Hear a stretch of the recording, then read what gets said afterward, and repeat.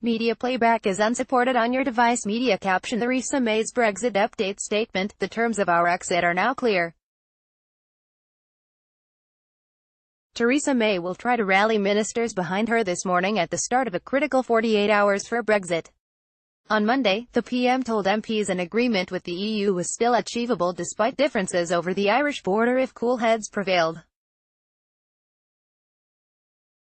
EU officials, though, have warned no deal is more likely than ever before. The clock is ticking down towards a summit of European leaders on Wednesday where it had been hoped a deal could be reached.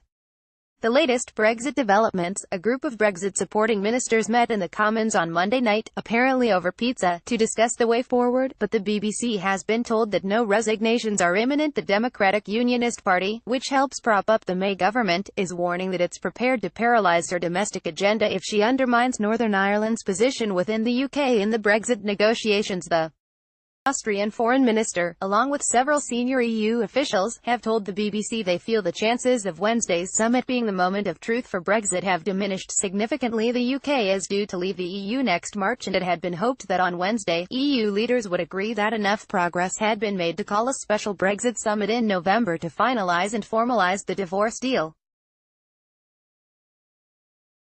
However, hopes of that happening were dealt a major blow on Sunday when ministers failed to make anticipated progress on the Irish border problem. Nevertheless, the Prime Minister said on Monday that the two sides were not far apart and the border issue must not be allowed to derail the entire effort. She tried to reassure MPs the UK wouldn't end up in permanent limbo, tied to the EU's customs rules, and did her best to convince Sinn Féin's leaders that she would not sign up to any deal which created a new border between Northern Ireland and the rest of the UK. She'll continue efforts to win senior ministers over at a cabinet meeting on Tuesday morning. Much of the focus is now on the so-called backstop. Both the UK and the EU both want to avoid a hard border, physical checks or infrastructure between Northern Ireland and Ireland. Agreeing how that can be done has so far proved impossible, and the backstop is the position of last resort, a safety net that will apply if a wider deal or technological solution cannot keep it as frictionless as it is today.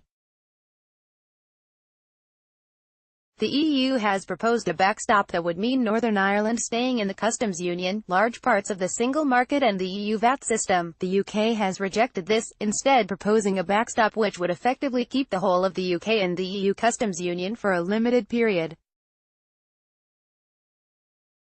The BBC understands that 8 cabinet ministers, Dominic Raab, Jeremy Hunt, Michael Gove, Penny Mordaunt, Chris Grayling, Liz Truss, Andrea Leadsom and Geoffrey Cox, discussed the issue on Monday night.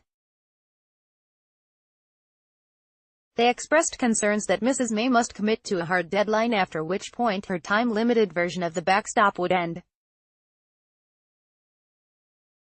One source said it was a general, productive and positive discussion on current state of play with Commission and no definitive conclusion.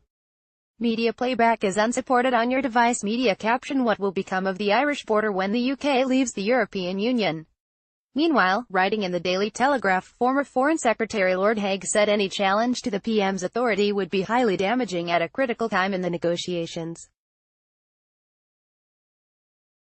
But he also suggested the Prime Minister needed a fallback plan if her proposal for a temporary backstop was rejected once and for all at Wednesday's summit. If this happens, he said, Mrs May should look at the option of retaining the closest possible links with the EU for the first 2 years after its exit in March, modelled on Norway's relationship with Brussels. This, he argued, would honour the referendum commitment to leave key institutions, like the common agricultural and fisheries policies, but minimise disruption to business while the UK negotiated a much looser arrangement based on Canada's free trade deal with the EU.